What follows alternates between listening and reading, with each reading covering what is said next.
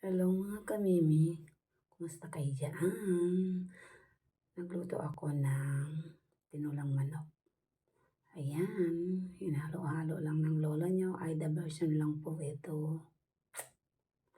Lutong patyam na naman.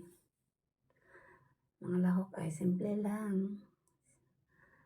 Repolyo beans at patatas, siyempre may karning manok. Sili, luya, sibuyas, at pamyenta, hindi nawawala. Lagyan ko sana ng turmeric. Kaya lang baka hindi magustuhan ng mga kakain at ito'y patyam lamang. So yan na, tinola. Para sa akin, kasarap naman din. Yan lamang, di ko alam sa iba. Mainit na sabaw. Sa malamig na panahon, ay kalamig naman talaga. Kain tayo. Salamat sa panonood mga guys, mga kamimi, mga lodi. Magandang araw sa lahat.